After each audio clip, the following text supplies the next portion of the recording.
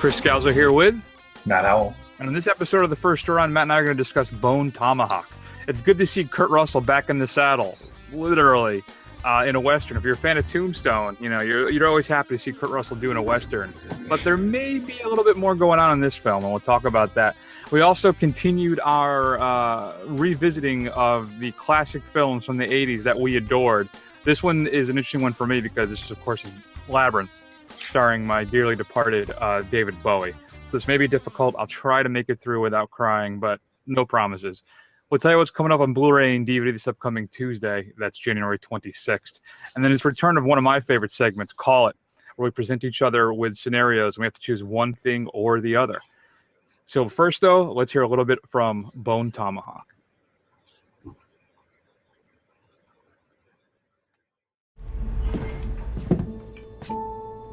Good evening. Civilized towns, you look a man direct in the face when you talk to him. This isn't comfortable. Oh, it's not supposed to be. Here's a situation. Serious. Mrs. O'Dwyer was abducted. She is my everything, and those savages have got her. God knows what they're doing to her, and every second that we delay. You know who did this? You don't have a name. How many of them do you think there are? It won't matter. You have no chance against any number of them. I'm coming with you. No, I need you here. And this is what the backup's for, to help an emergency, not stay back. I'm coming. We're making a 5-day journey in 3 days, riding along and sleeping the bare minimum. I don't know what's west of here. No cattle trail or anything else goes in that direction. If our horses die before we get there, or we go into hostile territory, weak and foggy with exhaustion, we won't rescue anybody. Don't be scared. I am a friend. You aren't. Damn you! You had no cause. If you want to question my morals, do it later. Matt, Bone Tomahawk. So break it down for the kids at home. What is this film about? What's going on here?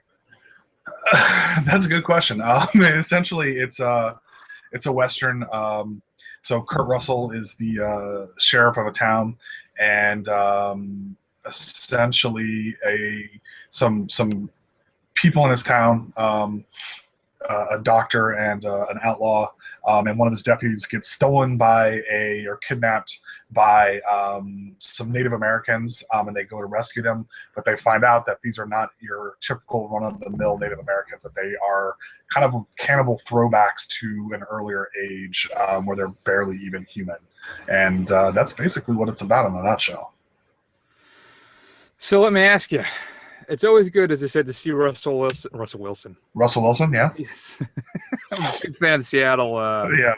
I almost said Mariners. That's really screwed up. At least you got the city right, Chris. That's right. So, Kurt Russell, as I said, back in the saddle. If you've listened to the show randomly once and you heard me talk about Tombstone, I absolutely love that film. A lot of people like Val Kilmer in that film a lot more, but for me, Kurt Russell, man, is just knocks it out of the park in that movie. So I was really excited to see him in this Western. And then I found out this is just as much as a horror film thriller as it is a Western. So let me ask you, did the genre crossing, did that work out well for you, or was it kind of unsettling and you're like, no, we just should have stuck with more of a John Ford type Western type John Wayne thing? Yeah, I think it worked. I mean, I don't think this film worked completely for me. I think it's a little over long, especially on the trek with Matthew Fox, and I don't know who the other gentleman is, but the three of them, they go on their journey. I think a lot of that could have been excised, but otherwise, for the most part, I thought it was it wasn't like a lot of supernatural. I guess it was still within the realm of stretchable believability, so it didn't really kind of take me out of it too much. Yeah, I was partially worried of a cowboys and aliens type thing, which is a fun concept that Jon Favreau totally just screws up. Right. That film is a mess. So, that was Richard Jenkins. You know Richard Jenkins, right? Oh yeah. He was the other guy, Chicory. Okay. So that's one of the things I want to praise here. I think all the performances in this film are universally fantastic. Yeah. especially Matthew Fox, who I've never really been a huge fan of, but I thought he was really. I really felt that if I were to see, like, remember, it's the Party of Five guy, right? Yeah. So if I were to see him in other stuff, I would tell, he's playing a total badass in this Western. I'd be like, oh, okay, sure he is. But he is, and he pulls it off. And another one too, what we've really turned around on lately is Patrick Wilson.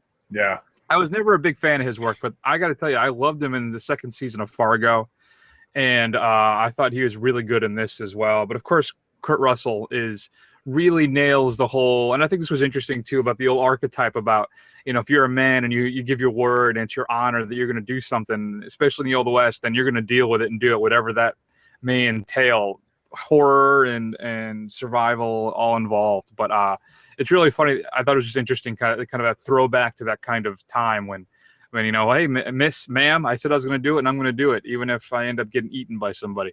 Right. So, I don't know. I really enjoyed it. I thought it was a great mashup of the two genres. It worked for me entirely. I think one of the things of why it was so successful for me is this is what us snobs call slow movies, deliberate pacing.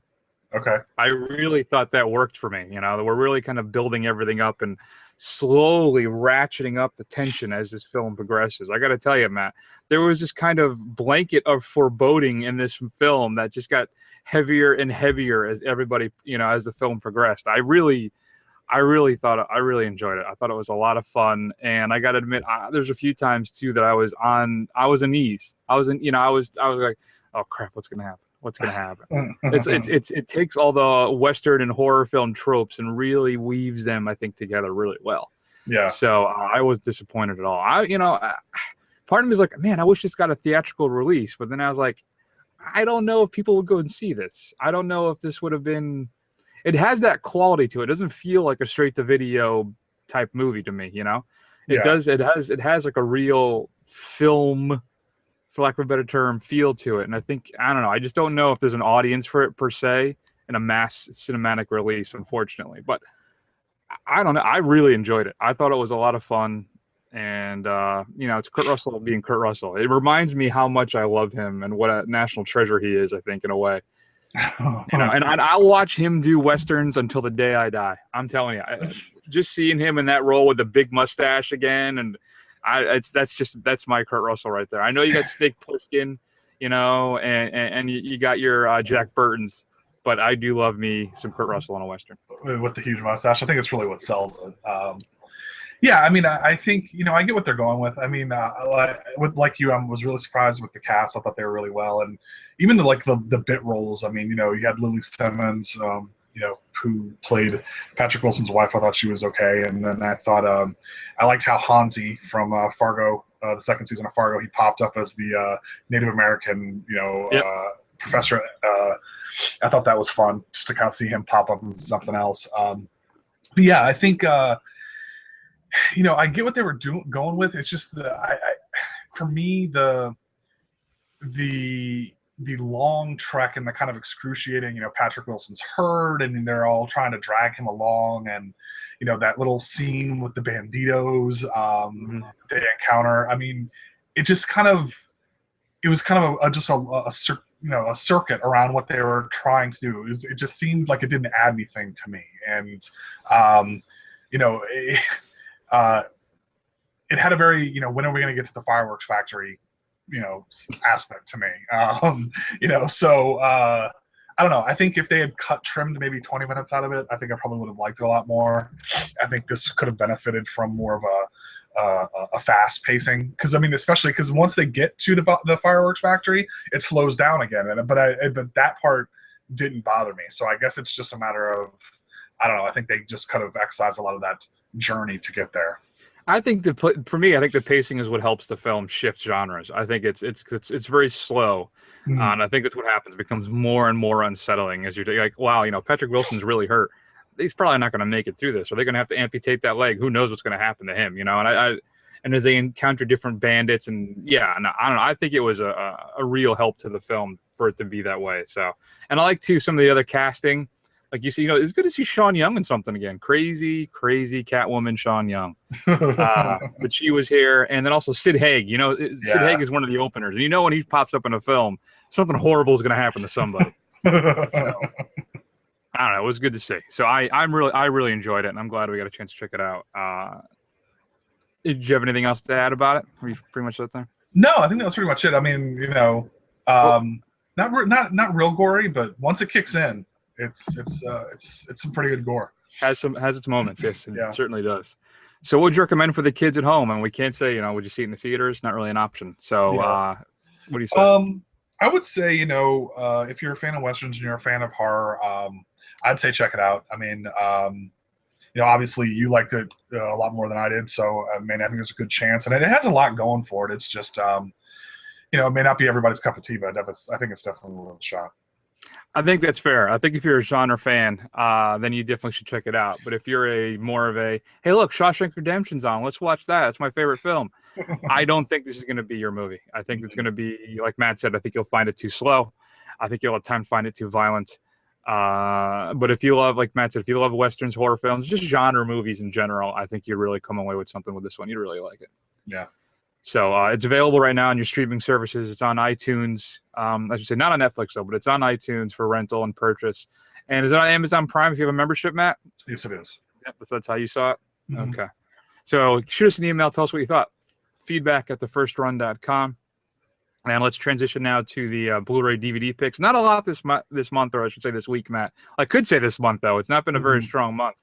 But upcoming this Tuesday, January 26th, we're looking at Goosebumps, the adaptation of the children's horror books starring Jack Black. There's a Blu-ray version and then a 3D Blu-ray. Both come also with a DVD and ultraviolet pass. If you get it from Best Buy, you actually get a Goosebumps book, a shocker on Shock Street, and there's a whole bunch of features, including an alternate opening, ending, some deleted scenes, and a cast blooper reel, which usually running about 1.5 to 2 minutes, and always hilarious for any movie you watch. Basically, it's just people flubbing their lines and mugging at the camera. I've really had enough with the blooper reels. I think I'm done with them.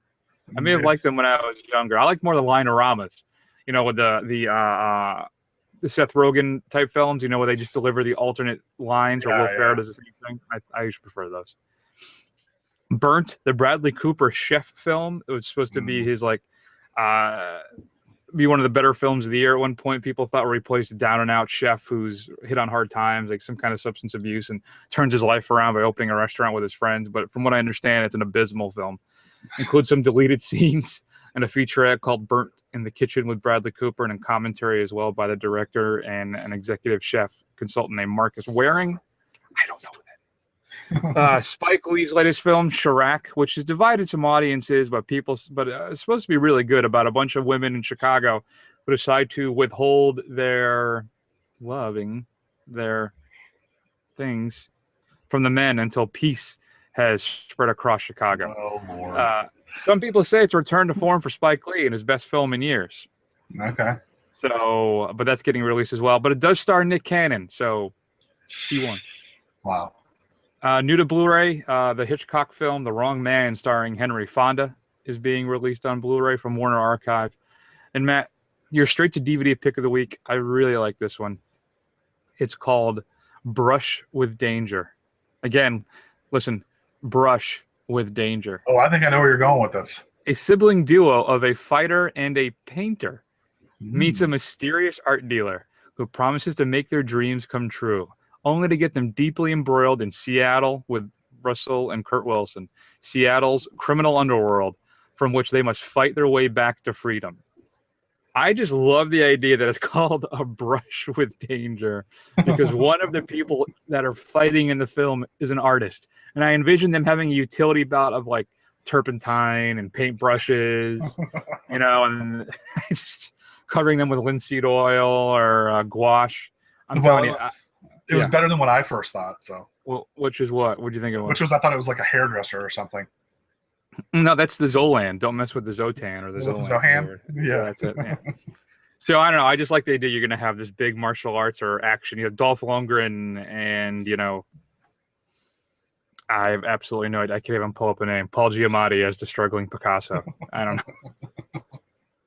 So I want to ask. Usually, we have a streaming pick of the week, and I wanted to defer this to you because I want to hear your thoughts, or maybe we should pocket this and talk about it for the show next week. The Canon documentary, because I got a text from you this week about that. Yeah, so I did check out Electric Boogaloo, which is about the rise and fall of Canon, which is made a lot of the really cheesy kind of factory type churn of movies from the 80s. And, if you're a student of cinema as we are and children of the 80s, you're really going to have seen quite a few of these. And it was just a really interesting story. And it was and watching, and it could be just the way that these things were cut together, but man, watching it just made me want to go out and say, why is there not a Canon section of Criterion where I could just watch all of them? So yeah, it was pretty fantastic. I mean, we can talk about it next week, but it's really, really good. Okay. Yeah, at one point, I was very disappointed about this. At one point, that's too far for me to reach. Criterion's Eclipse line, the Eclipse line, which is kind of they're just DVD stuff of lesser known stuff. So it doesn't really make quite cross the bench line of the mark for Criterion for its regular collection. The Eclipse line was supposed to be cult and horror films. Okay. And they abandoned that to go with just kind of lesser known stuff like, pre-war Kurosawa or some other stuff. So, but man, I wish they would do that. But now instead, that's more of a Scream Factory thing now, right? Right. But I really wish Criterion would drive because I think there's a big market in there for that, Yeah. But I don't know. So it's too bad. So yeah, no, maybe we will do that next week because I'm going to tell you, there's really nothing in the theaters that I want to see. There's The Boy with the woman from The Walking Dead, which is supposed to be abysmal. The Forest, the horror film from the week before with Dormer from Game of Thrones, it's supposed to be bad as well. Yeah. I don't know. We'll see what's going on. But yeah, I'm not rushing out to the theaters right now. I hope. Yeah, I don't think there's really anything good until Deadpool in a couple weeks. Right, Deadpool, and then Hail Caesar. I think is February 5th or something like that. Oh, yeah. So Yeah. Okay. Yeah, you get. I mean, yeah, I definitely think we should check it out and talk about it. Let's be prepared. It's a lot of nudity for a documentary. I was fair amazed. enough. I'll make sure to have the missus with me then. That'll go over Yeah. well. Yeah, and I was really amazed, and I know I'm going a little off topic, and I might be stealing a little bit of thunder from next week, but I'm just telling you, I was amazed at some of the actresses that were in some of these movies topless. Like Marina Sirtis is in 5 of their movies topless, and which I completely forgot about. That's hilarious. Yeah. Did they spend any time on Superman 4? I'm really curious. Oh about yes. Oh yes, they did. Yes, All right, good. There was a lengthy segment on Superman 4 and He-Man as well. Nice. I think one of the interesting. I think if you have the Superman box set, which I do, is there's a pretty good. If I remember correctly, I hope I'm remembering this right. There's a really interesting commentary. They talk about everything that went wrong with the filming of that movie. Instead of just being a puff piece, they actually break down this is where we screwed up. This is when they cut the funding. This is when Christopher Reeve almost walked off set. This type of a thing. So, all right. So let's move on then, Matt. Okay, here we go. Take a deep breath. Deep breath. And then let's hear something from Labyrinth.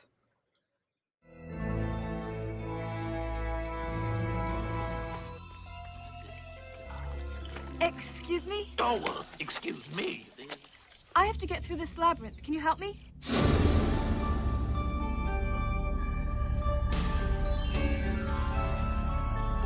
Through dangers untold, and hardships unknown. Your problem. You take too many things for granted. You're him, aren't you? You're the Goblin King. I want my brother back, please. This was a dead end a minute ago. No, that's the dead end behind you. The way forward is sometimes the way back. How are you enjoying my labyrinth? It's a piece of cake. Oh.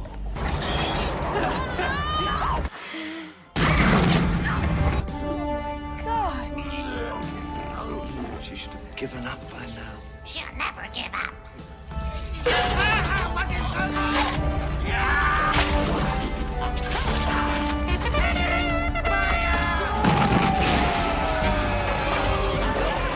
You have 13 hours in which to solve the labyrinth before your baby brother becomes one of us forever. Matt, as you know, I don't know if David Bowie fan is a fair way to categorize me. All right. I mean, it's almost disturbing how my affection for David Bowie. He was a huge part of my life growing up. Still is. I probably listen to his music every week, if not every day. Something different. Because you want to talk about when you have a library, Matt, that large and that different, almost from album to album, it gives you a lot to chew on. So back in 1986, Jim Henson, who we all love, the Muppets, right? Sesame Street, gone entirely too soon. They reach out to David Bowie, say, listen, we want to make this film, and I think the only way we're going to make it is if you star as Jareth the Goblin King. Bowie agrees, and you have now a classic film from the 80s, right? A film that, what's interesting too, if you Google it now, there's a whole bunch of treatises about how the Labyrinth was the sexual awakening for a lot of Gen X women, right? That was the first time they kind of felt something unusual, and they couldn't explain why. They couldn't explain why, because of little David peeking out from underneath those tights. That's right, because of David's exceptionally tight pants and his codpiece, or lack thereof. I don't know, but yeah. And this film, I'm going to tell you too, Matt. Watching it now as an adult in my 30. It's really, this thing is drenched in sexual imagery that I didn't get when I was a kid, but it really is. There's a lot going on, and I'm not just talking about the close-up shots of Bowie's crotch, which there are like 2 or 3. I really feel Hoggle, the little guy there, is the reason why he's short is that he can stand eye level to Bowie's junk. I really think that's the entire reason why he's that height. Okay. So if you're not familiar with the story, lovely Jennifer Connelly, is having a rough time babysitting her half-brother, and she wishes him away. And of course, the Goblin King, David Bowie, says, all right, thumbs up, I'm in. And he takes the kid, and it's up to now Connelly to traverse the labyrinth to confront Jareth to get her baby brother back. And all the weird Muppet Henson stuff that happens on the way to the Goblin Castle. Matt, I'll let you answer in a question. Does this film hold up? No. No, it doesn't for me. It does not. And it kills me to say that. Do you disagree or agree? I completely agree. So, I mean, full disclosure here, when we were going over this list, I never liked Labyrinth when I was a kid. So, I mean, this wasn't one that I had a lot of affection for, but obviously I knew that you had a lot of rose-colored glasses with this, so we put it on the list. But yeah, I mean, other than David Bowie himself, and like when he comes on the screen, like, granted he's not like known for his acting ability, but he's got magnetism. He's compelling to watch at least, but the rest of it is just a disaster. I mean, it's all very juvenile humor. The puppets just look 80s cheesy, and they just look like silly and cutesy. Like the swamp of farts that they go to. It's just the whole thing. It's just the bog of eternal stench. Damn it! Not the swamp of farts. Yes, right, exactly. Excuse me, I didn't give it the due respect it deserved. And the other thing I didn't like, and I've never liked this about films, and your mileage might vary with this. I mean, I had forgotten that this thing was a musical. Like the musical numbers that they just kind of burst out into for no reason really. That didn't really sell me. I don't like that generally in films, and I kind of started to cringe when I saw some of that. But come on, As the World Falls Down is a classic Bowie 80s song. Well, I'm not saying that the songs in and of themselves are bad, but when they're surrounded by a bunch of rubber goblin puppets, like in the magic dance part of it, it just took me out of it. It was not good. All right, let's clarify a couple points here. Right, you're really not correct about a bunch of this.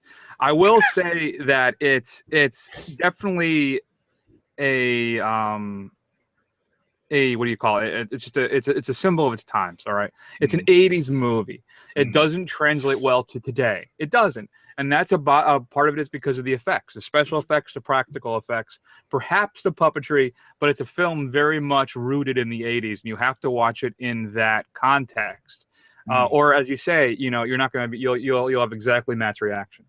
You really will. So if you can kind of bring yourself to that point, I think that part of it's fine. My issues with it is that I love the character designs. I thought it was really interesting.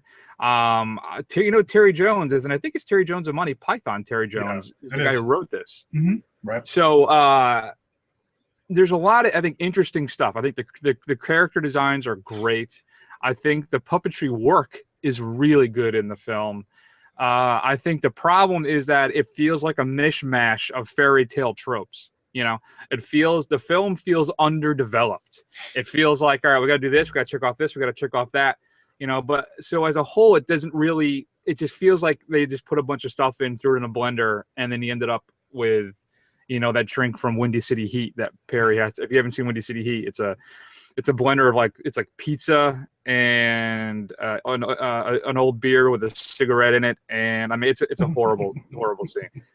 Anyway, yeah, so that's my issue with it. The problem is it's very much stuck in its time, and there's a lot of things too that I thought I feel like it was some kind of mescaline fueled acid trip that she was on for most of it. Because you remember too, all this stuff that shows up in the film are things that are in her room. Right. So I don't know. I think maybe this is just her experimenting, just not with herself, but with drugs on herself. I think that this is her kind of more of a, perhaps it is an allegory for a sexual and mature awakening that just doesn't really work. I'm sorry. It's yeah. So I agree with you that I think the film really comes to life when Bowie's on screen, independent of my disturbing affection for the man. I think I would feel that way even if I wasn't the Bowie sycophant, if you will, that I am. But yeah, no, I don't know. Yeah, Bowie's great. Bowie's great. Connolly's solid. And my last note is I wrote down the film lets them down. I just think it's a bunch of cliched ideas and new ideas that don't mesh together well enough for me. So I want to offer at least one slight rebuttal. Like I think, I know you mentioned the practical effects and that it that it takes you out of it and you have to be in the right part of mind, and that might be part of my problem with it. But I would counter with, one of the honorable or the kind of backups, I should say, for this list was The Dark Crystal. And I ended up watching that recently, and that was made before this, and it's all practical effects, but the designs in that are way more impressive, and it looks, I mean, there are a couple cutesy characters, but some of that stuff is actually really scary, and they looked really impressive. So, if they can pull that off, I think this is just completely, I think they missed the mark of what they were capable of doing just because they had shown what they could do before. I haven't seen The Dark Crystal since it came out. I bought it for $1 in case it ended up being one of the films we do for this thing. Yeah. So I haven't seen it. So I have to say you're wrong because I haven't seen it. Okay, well, fair enough. I think that's how that goes. Okay. That is generally how this podcast works. You are the final arbiter of all things on this show. So thank you. One of the things too a couple things I wanted to point out that I thought were interesting that I totally forgotten. One thing was we're introduced by Hoggle relieving himself in that little pool, which I thought was a weird way for a kids movie for you to meet one of the main characters. I don't know. What did you think about that? Yeah, I mean, I think, and that's part of the tonal weirdness of this film. Like, I can't tell who the hell this is aimed at because a lot of it is little like his humor and the character designs and just everything that's going on is meant like it's aimed for little kids, like Sesame Street age or maybe slightly older. Whereas a lot of the subtext and older themes are like, Jesus, like that's not something you want for the little kids. So I think that's part of the problem. It's just that it doesn't tonally seem to know what it wants to do or want to be. I mean, he is killing fairies as well when we meet him too. It's an interesting thing. And then a couple of sexual imageries outside of the Bowie crotch stuff. What he says to her at the end, basically, just what he wants. He just fear me, love me, do as I say, and I will be your slave. Yeah. When he meets her and he gives her the crystal ball, he looks at it and goes, "Do you want it?" I mean, it's then there's a thing where she falls down the pit and all it is hands molesting her basically as she's going down the pit. The fruit that he gives her is a peach. Really, Henson? Yeah, that's the fruit you choose, is the peach. Yeah. And another thing too that I thought was interesting, I never noticed this before, but Hoggle, if you look at his vest, I think it's made of human skin. Because the back of it is clearly a face, and there's like a belt or something coming out of the mouth. I'm like, okay. are we looking at like a Book of the Dead type thing where it's somebody's? I don't know. Necronomicon? Wow. Yeah, right. I don't know. Well, at least he didn't give Jennifer Connelly a banana, right? That's so I guess it could have been the only way it could have been worse. Do you want this? Or maybe he holds up each one. Which one do you want, Jennifer Connelly? Take your time, eat it slowly. Yeah, that's I don't know what's going on with that. Man, I hope Henson wasn't some creep. I don't think he was some creep. I think he was trying to tell a story that, obviously, about somebody growing up and that kind of, I guess maybe the dichotomy between like childish things and growing up and all that kind of stuff. But yeah, it just got creepy. Just a little ham-fisted with his metaphors. Yeah, if you're into the film too, because all the imaginary, if you will, air quotes, characters are back to life, meaning she's not really like ready to grow up, I guess, anyway. So, right. Interesting. All right. Well, thankfully he's dead, so we're not going to come across this huge stash of child porn or something like that we're going to have to worry about. Yeah, I'm sure it would have come out by now if they were going to find it. So I apologize. Let me retract that. I shouldn't say that about Jim Henson. It is horrible, and I wish I had never said it. Let's pretend that didn't happen. Well, unless anybody's watching this live, you can always edit that out, right? Right. Just make it a really obvious cut. All right, so let's. One other thing too. Did you hear they announced? I guess because of Bowie's passing, they're going to either do a sequel or reboot of Labyrinth. Well, that might come up later. All right, fair enough. Well, I have something familiar with that, involved with that too for Call It. So let's just jump into it, Matt. Call It. This is our game where we present each other two scenarios, one or maybe three or four. Who knows? There's no rules. This is like Nom. So you can do whatever you want, but you have to choose between something. And typically, how this works is one you get to keep, and the other one's gone forever, depending on the question. So I have a few here. So I'll start off. When I say a few, I think I have like 5. But I'll pocket one of them in case it sounds like it's one of yours. So, okay. Better, here you go, call it, Matt. Better Kurt Russell performance, Snake Plissken or Jack Burton? Now, I didn't include R.J. McCready from The Thing, because really, you don't watch The Thing because R.J. McCready. You watch The Thing because it's possibly the greatest horror film of all time, and Kurt Russell's in it.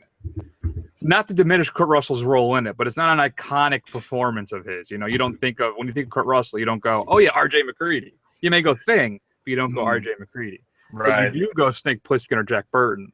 So, what's the better Kurt Russell performance? God, that's tough. Well, Snake Plissken is Snake Plissken, and he's all gruff. Although Jack Burton's much funnier, but then you've got the casual racism in it that kind of is problematic. He's a bit of an idiot. He's a bit of an idiot in that film too. Yeah.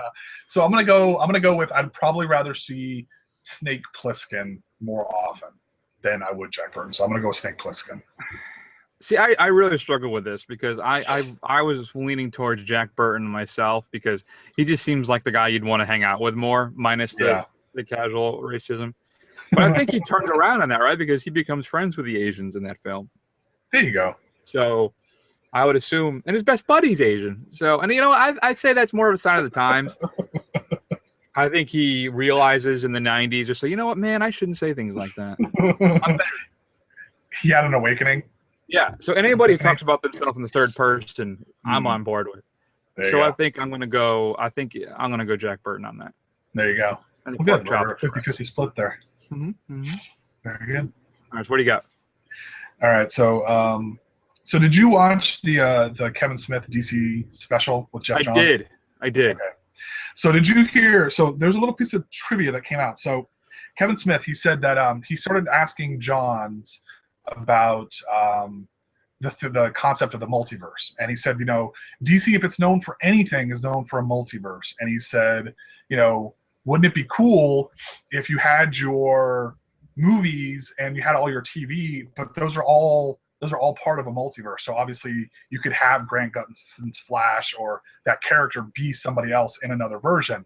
And Jeff John was kind of like, yeah, I didn't really say anything. And they ended up cutting that from the actual special. Right. I saw that. So what do you think? If you have to go either way, would you rather have them be completely separate entities, the DC universe with the TV, movie versus TV, or would you rather have a multiverse? I would go multiverse. I know it can get a little confusing sometimes and maybe a little heavy. There's too much to follow and too much going on, but it's not like the comics where you're shipping out 50 issues a month of different things, and everybody has to interact. You're talking maybe 2 movies a year, while you're running 2 shows, because they don't think Legends of Tomorrow is going to continue. From what I understand, I haven't seen a pilot yet, but from what I understand, it's not terribly good. It's just okay. Granted, it's the first episode, right? But it's also supposed to be the most expensive thing the CW has ever produced, and that alone will probably make it a one-time thing. Okay. So I don't know. I don't have a problem with it. I think multiverse is the way to go, and it'd be fun if you're going to do like Avengers is doing this big Infinity War thing, where they're bringing in everybody. You could do a thing where you had think about a Crisis on Infinite Earths film. How cool would that be? Yeah, it'd be a little unwieldy, I think, but still, I think it would be a really fun thing. So yeah, that's fine with me. Yeah, I think I would go with multiverse too, and I think the only reason I would go with the multiverse, and I know I've mentioned it many, many times, but I would love for them to get to the point where they can just tell standalone stories using a character that's either completely out of character or doesn't really impact the overall story, like DC's Elseworlds. So like if you had the Red Sun story, I think that'd be a really cool movie where that's a story about where Superman crashed in Russia and he's raised by communist Russia instead of crashing in Kansas. Right. You know, it's those kinds of stories I think would be really interesting. So I think if they did a multiverse and they just kind of made it like an Elseworlds, you would have a lot of opportunities to do those kinds of more interesting things, in my opinion. Well, they already have the multiverse in the TV show. They do. So, in the Flash, yeah, they do. Flash, I don't think they haven't touched it in Arrow, because Arrow's supposed to be more grounded. But yeah. Right. I gotta admit, I would love to see a Gotham by Gaslight film. Yeah, that would be pretty sweet too. So there's a lot that you could do with that. Yeah, and Gotham by Gaslight, if you're not familiar, is Batman versus Jack the Ripper in the 1700s, 1800s? I can't remember. 1800s. So there you go. Yeah, that'd be cool. I'd like that. All right. So we talked about it a little, I think, in the opening of the show, which will get cut so you won't hear it. But over my shoulder is a Coen Brothers collection, which includes Blood Simple, Raising Arizona, Miller's Crossing, and Fargo. And the Coen Brothers have a new film coming out in a couple weeks called Hail Caesar, with a stellar cast. I'm very excited to see it, though I'm somewhat nervous it's going to be lesser Coen Brothers, a burn after reading an intolerable cruelty type of thing. But still, Coen Brothers, we're going to see it. So Matt, let me ask you, call it. Which one do you keep and which one do you ditch? Raising Arizona or Fargo? Oh, dude. That is tough. That's a really good Sophie's choice right there. I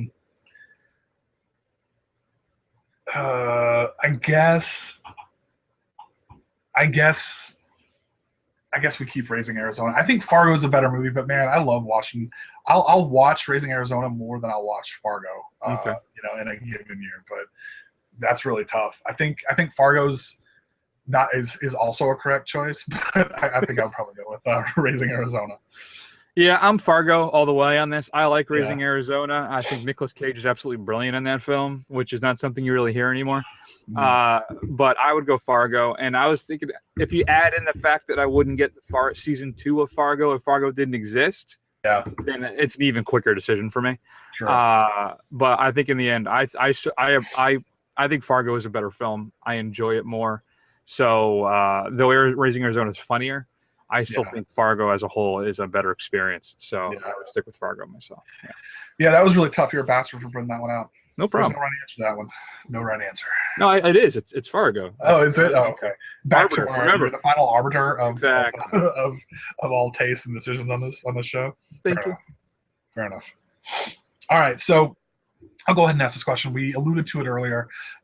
We just watched Labyrinth, and with the death, unfortunate passing of David Bowie, seems to have kickstarted some discussion in Labyrinth again. And I guess I think is it TriStar? Is that who this is? Originally, yeah. Yeah. Well, so whoever owns the rights, I forget what studio it is. They finally closed the deal with the estate of Jim Henson, or the Jim Henson company, and they've agreed to do a Labyrinth. Now, what's not clear is I've read conflicting reports that it's either going to be a reboot or it's going to be a sequel. So, Chris, call it. Which would you prefer, a reboot or a sequel? Neither. Let me think. I don't. Here's what I'm terrified of, and I'll answer your question after you answer mine. Because here's what I think is going to happen. Who plays Jareth in the next Labyrinth film? Is it Adam Lambert or Adam Levine? Because I'm convinced it's between going to be one of those two. Geez, I don't know where you're pulling either of those names out of. Have either one of them ever acted in anything? I think Adam Levine's been in a couple films. Okay. I just feel like they're gonna think who's a popular, good-looking singer. Because Adam Levine's gorgeous, and then Adam Lambert is the big showman. Because he's been touring in the Freddie Mercury role of Queen. Right. So I really feel that's who they're gonna go, unless they go with an actor who can sing. Right. But I don't know. I'm really terrified that they're gonna go with Adam Lambert myself. And this is not to cast aspersions on Adam Lambert. He's just not David Bowie. Right. I can't think of. That's the thing. I can't think of anybody today who truly fills that role, which I think is also testament to David Bowie. There is no David Bowie. So, yeah. So I for my own question, I say neither, and let's just blow up the whole thing. Do I want it to be a sequel or a remake? It doesn't matter. They're both going to suck. It doesn't. And you have the same argument against both. It's like, all they're going to do is sequel to something that already happened. All they're going to do is remake an already existing property. Nothing original about it. Right. I don't know. Who plays Jennifer Connelly's role? Lily Collins? I don't know. I need somebody younger now. Yeah, that's I don't know. I don't know. I'll just give you an answer because I have to give you an answer. So I'll go sequel. That way we can have new stuff. We're not just remaking something. They can make changes and things that'll be different and it'll make sense because Jareth will have learned his lesson, or he'll make a harder labyrinth or whatever. It doesn't even have to be Jareth. If it's that was my next point. Maybe it doesn't. It can be a separate entire, that's it. Sequel, different Goblin King, different thing, and it's set in the world of Troll 2. Right. And then with all the kinds of plant monsters. That's right. It's in Nilbog. That's where it takes place. Yeah, I'm with you. I would rather see. I think if you go with a reboot, then you're telling the same story. You've got these kind of iconic performances for these people who hold this film in cult regard. It's just going to really bomb. Whereas, a sequel is probably most likely going to bomb as well. But at least you're trying something new, and you'll probably get at least a little bit more good faith. And you can, change the characters to suit what you've got going on. So when you have Sting playing Jareth's older brother, the Nilebog King somewhere in his own castle, that could work. Yeah. All right, that makes more sense to me. I won't be very angry with that one. I'll just be slightly angry with it. It'll be Sting from Dune. Yeah, it'll be that guy. So we don't always talk about TV shows, but sometimes we do. But I was thinking about this the other day. So, and they were both on HBO, so maybe that changes things a little bit. Yeah. So I don't know if you know where I'm going with this. No, I'm not sure. Kids in the Hall or Mr. Show? Call it. Which just stays, which goes away forever? For me, it's actually not that hard. I'm a much bigger fan of Mr. Show than I am of Kids in the Hall. Kids in the Hall is funny. It's a little more absurdist, whereas I think Mr. Show is a little more acerbic, and I kind of appreciate that aspect of it more. And I think Mr. Show is probably like top 2 or 3 sketch comedy shows ever. So I would definitely keep Mr. Show.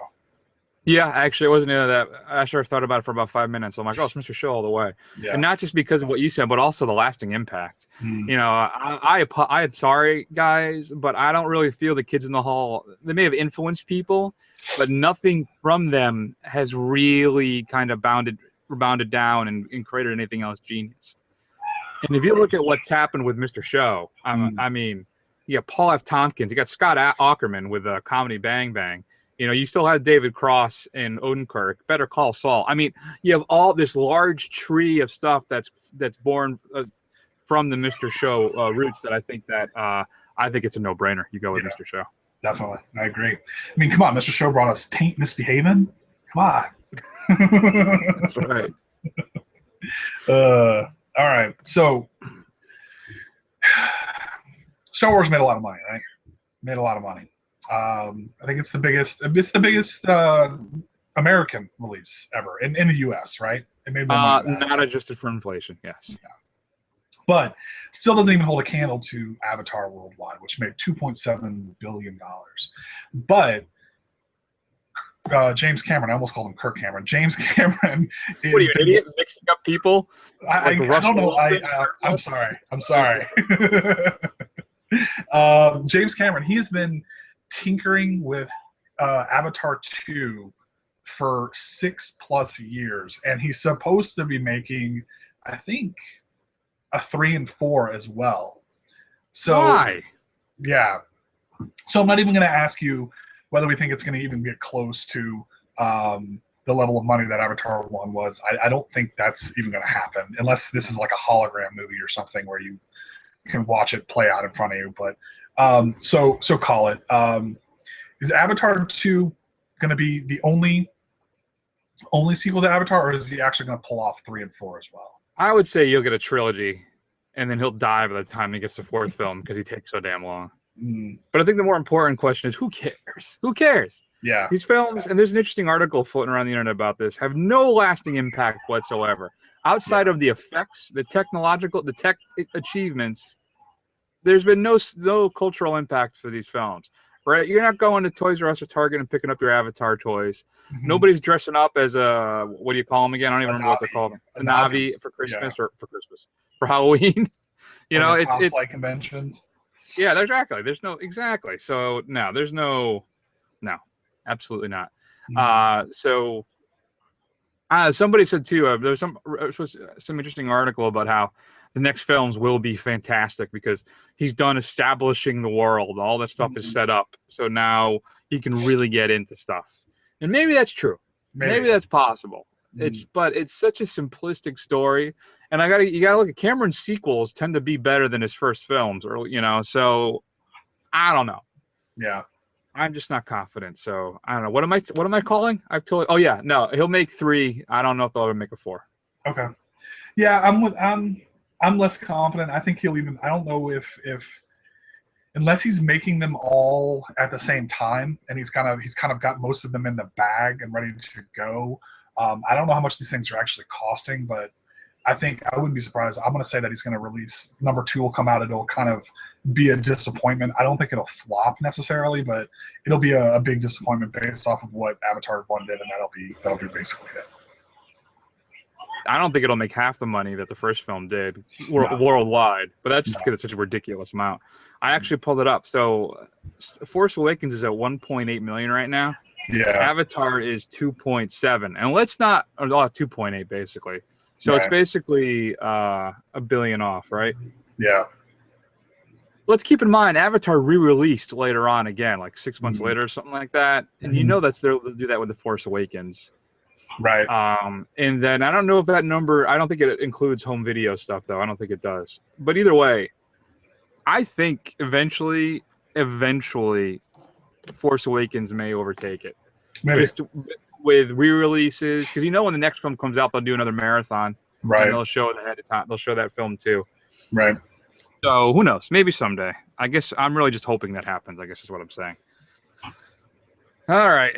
So here's my last one for you, okay? Okay. Are you willing to gamble, Matt? Am I willing to gamble? It depends on what the stakes are, Chris. All right.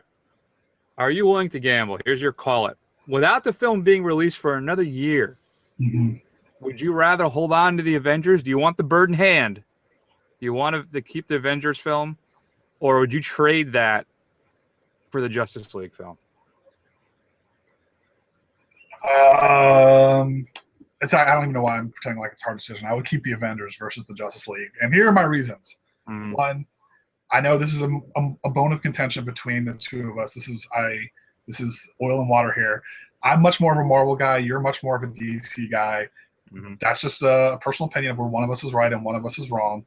But the other part of it is that obviously you can say what you want about the Marvel films, but even a middling Marvel film at least has, at least has some things recommended, and they've built up a lot of goodwill. I think Captain America is going to be pretty good, whereas I have yet to see them, DC, and by them I mean DC, execute something where I'm like, man, I'm blown away, and I just cannot wait to see the next one.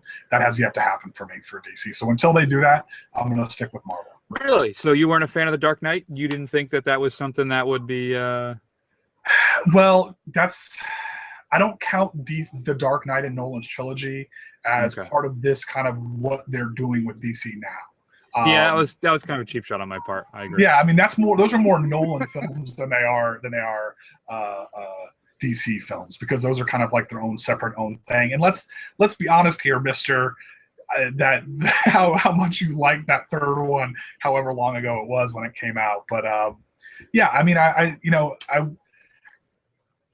wasn't blown away by Man of Steel. It had a lot to not recommend it. I'm very hesitant on Batman vs Superman. I'm very hesitant on Suicide Squad. So, like I said, until they can pull one of those kind of universe things that they're trying to pull off, once they can do one, okay, I'll give them a little bit more faith. But they haven't proven it yet.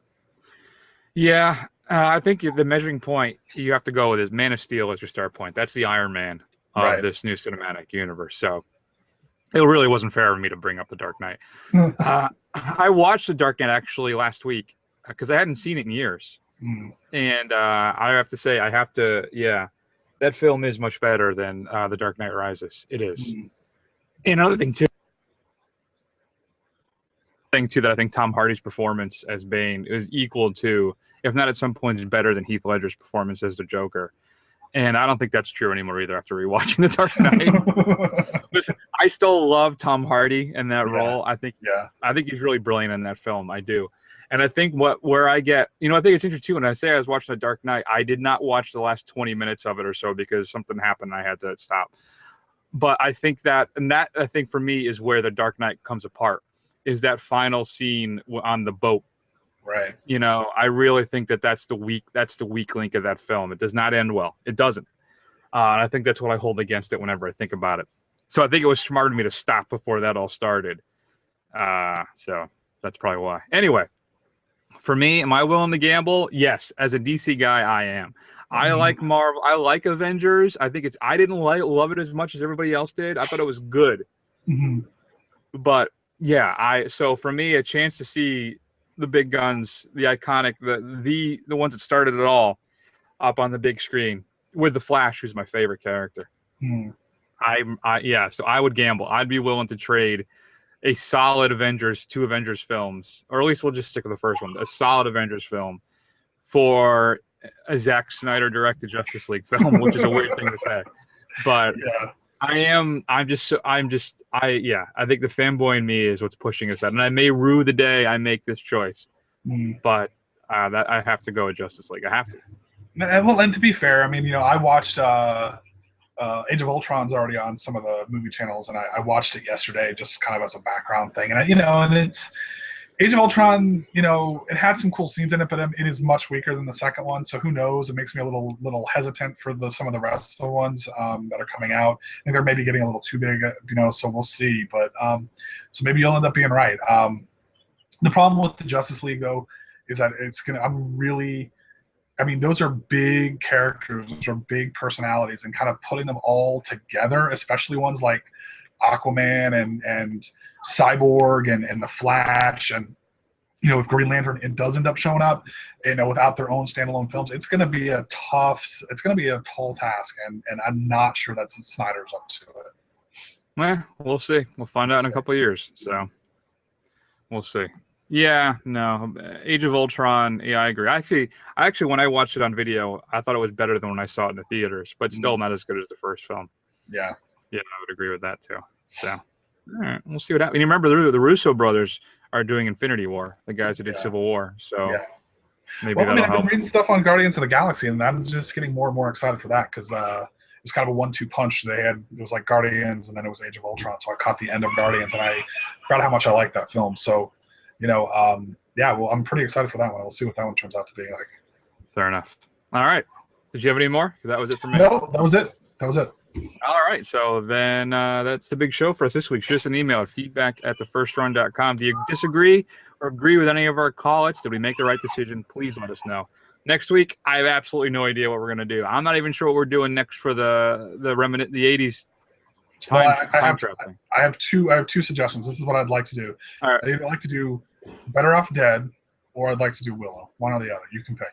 All right, I'll sit on that. Yeah. And And then if we don't end up coming up with anything, we may just do the canon documentary. Who knows? So we'll figure that all out. It's going to be a big surprise for everybody, maybe even me. So we'll talk about that next week. Check us out on Facebook and Twitter, YouTube. Just do a search for The First Run, and you'll find us. And that's it. So we're going to take an extended break, and we will see everybody in a week.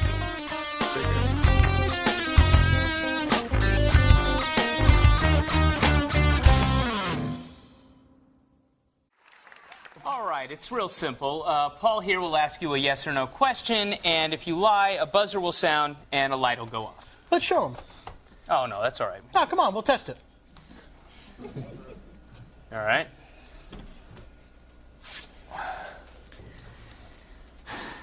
What? Okay, let's think of a good one. Have you ever dreamed of kissing your brother?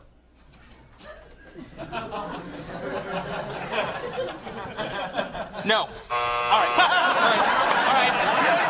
All right. Hey. It's called a dream. Okay, all right, fun's over. Let's get to work here. Okay. Relax.